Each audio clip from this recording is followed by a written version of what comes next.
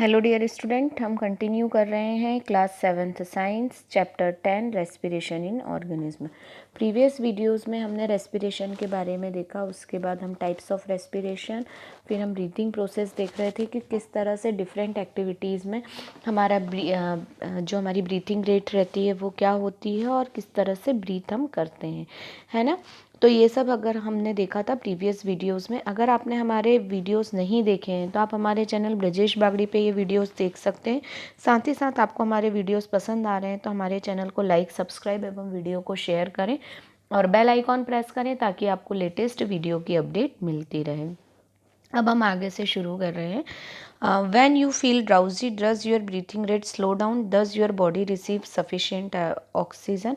जब आप थोड़े सुस्त से होते हो तो ऑब्वियस बात है कि अब आपकी जो ब्रीथ रेट है वो भी कम हो जाती है, ठीक है। तो अब उस वक्त क्या आपकी बॉडी को सफिशिएंट ऑक्सीजन मिल रही है ना। तो हम जब सांस, हमारा रेस्पिरेशन कम हो जाता है तो बॉडी में हम मतलब एनर्जी का यूटिलाइजेशन भी उस वक्त कम होता है। जैसे हम बैठे हुए हैं आराम से, तो उस वक्त क्या होता है, जो ब्रीथिंग रेट है वो कम होने का कारण है कि हमारी बॉडी में एनर्जी की जो ज़रूरत है या जो रिक्वायरमेंट है वो भी कम हो जाती है। अब हम एक्टिविटी 10.3 शुरू कर रहे हैं। Figure 10.3 shows the various activities carried out by a person during a normal day. देखिए, नॉर्मल डे में जो काम होते हैं वो किए गए हैं। जैसे ये लेडी जो है अपने हाउस होल्ड वर्क कर रही है, फिर उसके बाद ये सो रहे हैं, ये चल रहे हैं, है ना, ये दौड़ रही है, फिर इस तरह से पढ़ रहे हैं, इस तरह से काम कर रहे हैं। मतलब नॉर्मल अलग अलग तरह के जो डे टू डे लाइफ में वर्क होते हैं वो कर रहे हैं। Can you say in which activity the rate of breathing will be the slowest and in which it will be the fastest. Assign number to the picture in order to increasing rate of breathing according to your experience. आपको क्या करना है, इस figure को देख के बताना है कि किस में ब्रीथिंग रेट सबसे ज़्यादा होगा और किस में ब्रीथिंग रेट सबसे कम होगा, है ना। और उसके बाद फिर आपको ये अकॉर्डिंग टू द इस एक्टिविटी को देख के ब्रीथिंग रेट को इंक्रीजिंग ऑर्डर में, जैसे मैं थोड़ा सा बता देती हूँ, सबसे कम इसमें होगा और सबसे ज़्यादा इसमें होगा, है ना। तो इस तरह से फिर आपको देख के और बताना है कि इससे मतलब इसके बाद कौन सा होगा, फिर कौन सा होगा, ठीक है।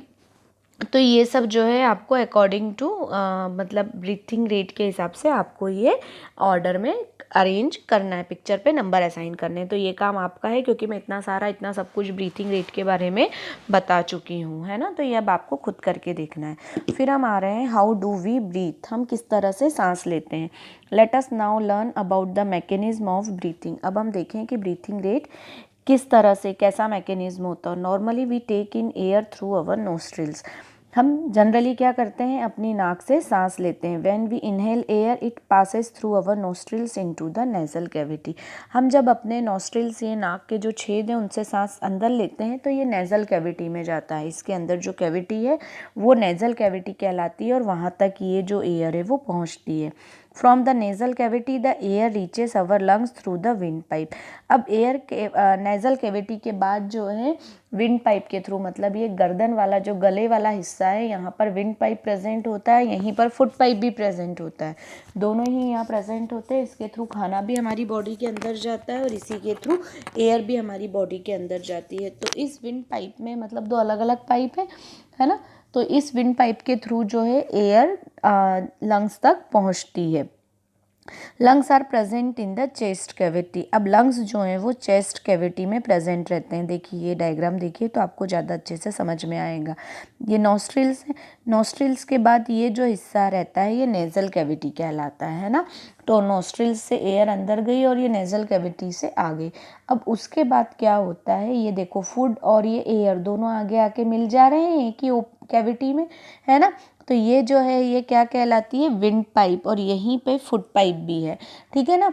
तो ये इसके थ्रू अब फिर अंदर आती है और ये लंग्स तक पहुंच जाती है, दोनों लंग्स तक। और ये लंग्स जो है ये चेस्ट कैविटी में, चेस्ट में प्रेजेंट है ना। बोन के अंदर ये रिब कैच जो है, इसके अंदर जो है हमारा लंग्स और हार्ट दोनों ही सुरक्षित है। तो इसके अंदर जो लंग्स हैं वहाँ तक ये जो एरिया है ये क्या कहलाता है, चेस्ट कैविटी, है ना, चेस्ट एरिया कहलाता है। तो यहाँ एयर जो है वो पहुंच जाती है ना। फिर this cavity is surrounded by the ribs on the sides. मैंने अभी आपको बताया ये जो कैविटी है ये देखिए रिब्स से, ये हड्डियां दिख रही है ना, ये इससे ये पूरी तरह से कवर है, ये इस तरह से, ये दोनों ही कवर है, ठीक है ना, इस तरह से ये पूरी तरह से कवर रहता है, ठीक है। फिर उसके बाद this cavity is surrounded a large muscular sheet called diaphragm forms the floor of the chest cavity। अब ये नीचे की तरफ देखिए, ये एक मस्कुलर शीट दिखाई दे रही है ना, ये नीचे की, ये जो नीचे का फ्लोर है ये इसने बनाया है और इसे बोला जाता है डायफ्राम। क्या कहलाता है? डायफ्राम। तो लंग्स के नीचे की तरफ क्या प्रेजेंट होते हैं? डायफ्राम प्रेजेंट होते हैं, है ना। Forms breathing involves the movement of diaphragm and the rib cage. जब हम ब्रीथ करते हैं तो ब्रीथिंग में क्या होता है, ये जो डायफ्राम है ये ऊपर नीचे होता है और ये रिब केज का मूवमेंट होता है, मतलब ये कॉन्ट्रैक्ट एंड रिलैक्स होता है, और ये डायफ्राम जो है अप एंड डाउन होते हैं, अप एंड डाउन होंगे ये, और ये जो होंगे ये कॉन्ट्रैक्ट एंड रिलैक्स होंगे, और इस तरह से ऑक्सीजन अंदर ली जाती है और कार्बन डाइऑक्साइड बाहर निकाली जाती है। During inhalation ribs moves up and outwards and diaphragm moves out. This movement increase space in our chest cavity and air rushes into the lungs। देखो इनहेलेशन के वक्त क्या होता है, रिब्स ऊपर की तरफ आते हैं, है ना, मतलब रिलैक्स होंगे, और डायफ्राम जो है वो नीचे की तरफ जाते हैं, तो ये रिलैक्स हुए, साइज बढ़ गया और उसके कारण लंग्स में एयर आ जाती है। The lungs get filled with air, air filled हो गई। अब एक्सेलेशन के वक्त क्या होंगे, रिब्स नीचे की तरफ आएंगे, है ना, अंदर की तरफ जाएंगे, मतलब कॉन्ट्रैक्ट होंगे, और डायफ्राम भी ऊपर की तरफ जाएगा, मतलब ये पोजीशन है तो इससे ऊपर की तरफ जाएगा, ये भी नीचे, तो अब ये क्या होंगे, कॉन्ट्रैक्ट होंगे। तो इसके कारण क्या होता है, while diaphragm moves up to its former position this reduces the size of chest cavity.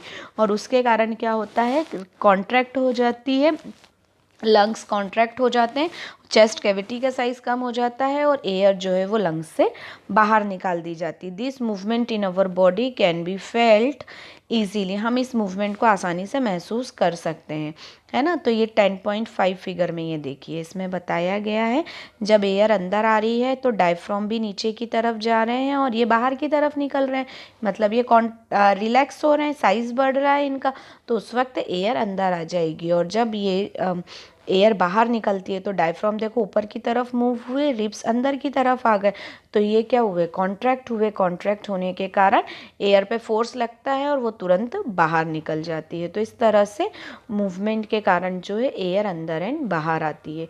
अब फिर हम किस तरह से महसूस कर सकते हैं, take a deep breath, keep your palm on the abdomen, feel the movement of abdomen, what do you find.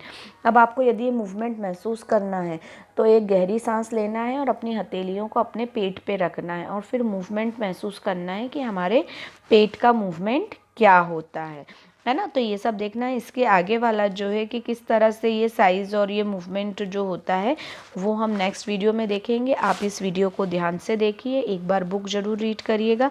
कोई भी डाउट, कोई भी प्रॉब्लम होने पर आप मुझसे मैसेज करके, कांटेक्ट करके पूछ सकते हैं। Keep study, keep watching. Thank you so much.